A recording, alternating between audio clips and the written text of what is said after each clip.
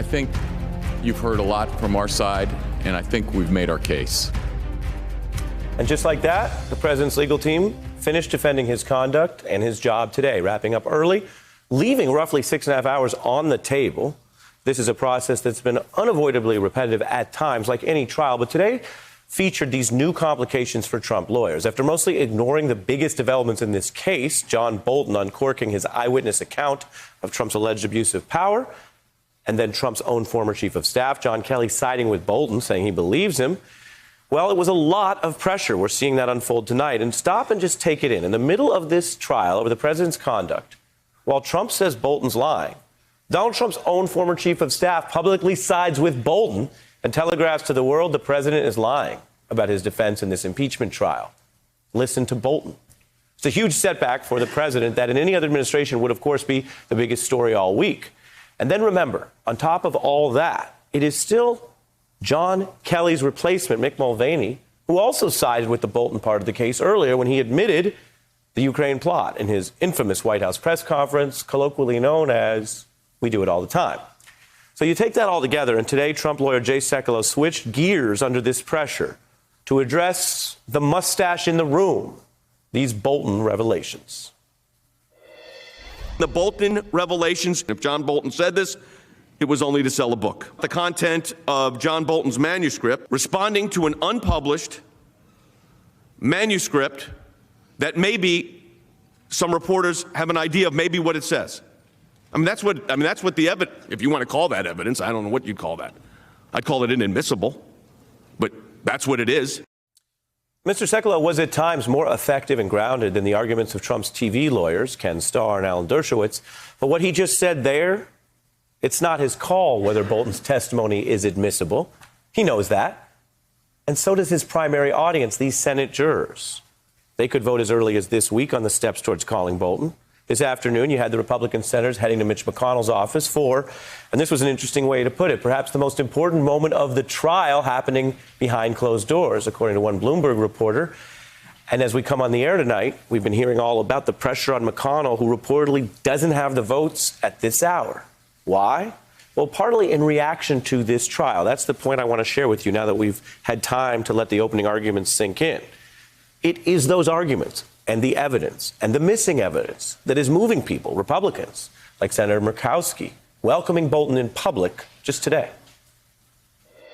Mr. Bolton probably has some things that would be helpful for us, and we'll figure out how we might be able to learn that. It is very likely that I'm going to conclude that, yes, we do need to hear from witnesses. And top Democrats arguing the GOP resistance to Bolton itself is a tell. Reading between the lines of their defense, it's basically, yeah, he did it.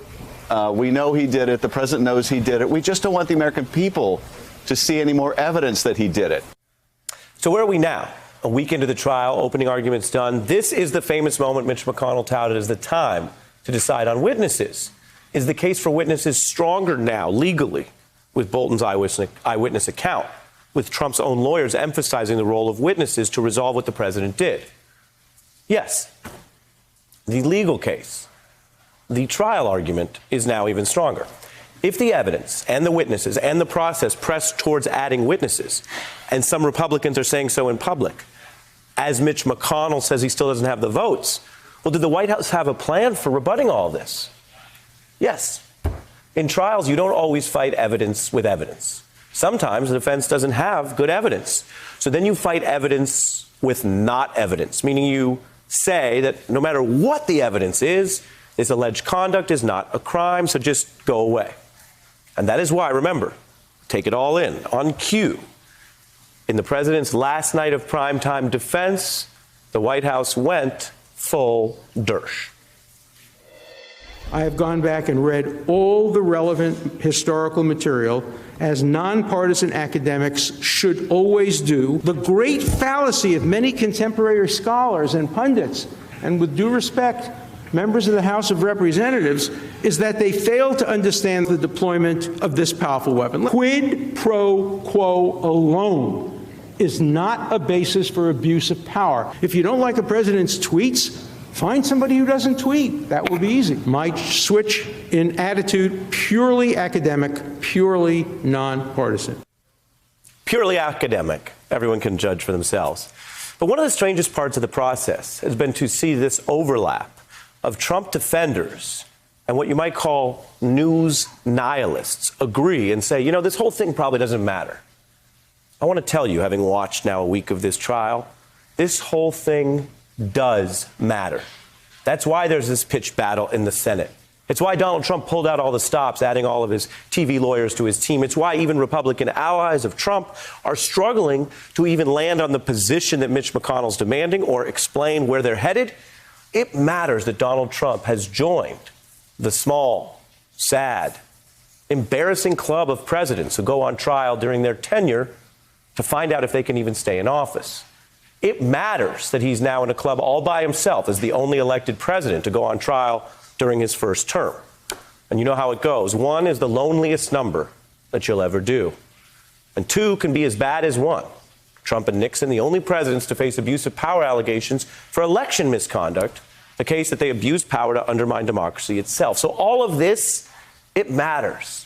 And there are signs some of it's breaking through, from conservatives increasingly noting the damning evidence on air to our nation's comics finding ample punchlines that don't divide the audience but unite it.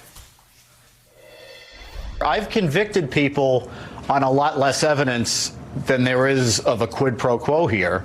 I guess it's just constitutional nonsense, really. I don't know how Senate Republicans can justify not hearing from Bolton now. Republicans are simply requesting a fair trial. No witnesses, no evidence. Imagine an eyewitness to a murder wanted to testify and the judge just refused. You know, just like, Your Honor, I saw this man and I saw the crime firsthand. It'd be like, up, no spoilers, no spoilers. It wasn't done by the Justice Department because the Justice Department refused to carry out the investigation. Get your facts straight. Okay. But how do you get your facts straight in the Senate or the whole country unless you have all the evidence? Hey, I'm Ari Melber from MSNBC. You can see more of our videos right here, or better yet, subscribe to our YouTube channel below. You could have been anywhere in the world, but you're here with us, and we appreciate that.